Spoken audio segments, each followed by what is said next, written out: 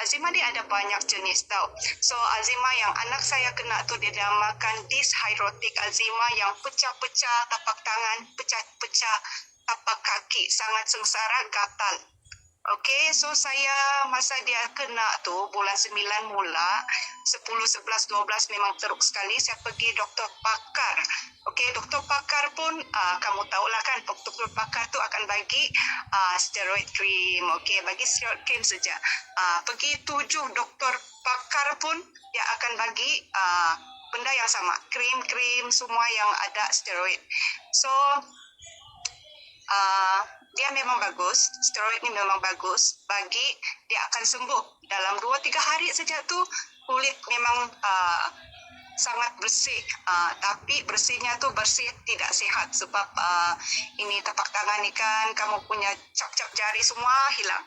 Okey, yang paling tidak bagusnya kan, kamu sudah berhenti itu steroid cream, dia akan balik lagi itu Azima. So saya memang sengsara lah, saya menderita sebab saya pun tak boleh tidur, anak pun menggaru-garu kan pada masa malam. So sangat sengsara lah, tiada dapat tidur, jaga dia supaya dia tidak garuk, sebab kalau dia mula menggaruk saja akan berdarah-darah lah kan. Sangat-sangat menderita untuk tengok dia, dan untuk saya sendiri jaga dia memang sangat susah. So saya belajar, saya tanya Koksun, tanya May, saya punya upline macam mana mau menyembuhkan Azima ni. Saya pun tanya Datin Grace pun, saya ada tanya. So dia berlainan lah. Azima ni pengalaman orang, dia punya jenis dengan badan kita berbeza-beza. Jadi untuk anak saya syukur sampai sekarang ni totally cure sudah, totally cure. Although cure kan, tapi saya terus bagi dia tu produk lah, sebab apa yang saya belajar, Azima ni bukan masalah kulit, dia adalah masalah perut yang usus yang bocor. Tidak tahu apalah sebab saya sebenarnya tanya doktor-doktor pakar yang saya jumpa untuk anak saya punya Azima. Saya cakap, patutkah saya buat alergi test? Adakah Azima ni disebabkan alergi kepada apa-apa? Tapi rata-rata semua doktor cakap, tidak payah, sebab ini Azima, tidak perlukan untuk pergi tes apakah dia alergi kepada apa.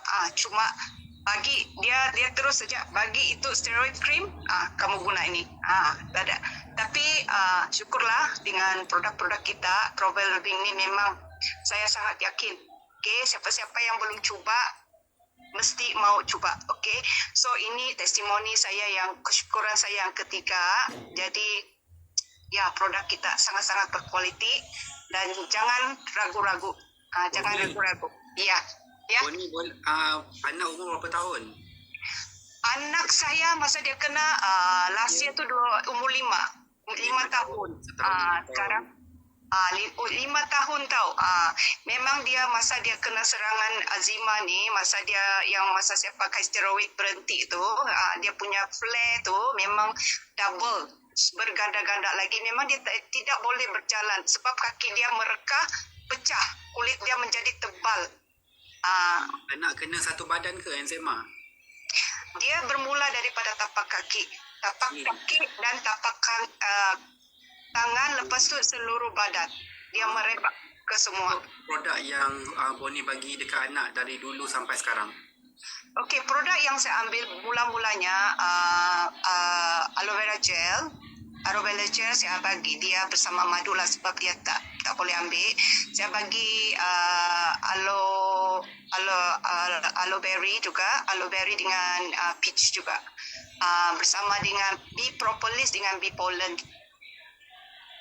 Okey, tapi pada masa mula-mula tu saya memang banyak bagi dia produk lah. So yang selalunya sampai sekarang yang saya masih bagi dia adalah ini produk lah, ini produk. Tapi di samping tu saya bagi juga omega lah, omega. Untuk produk luaran?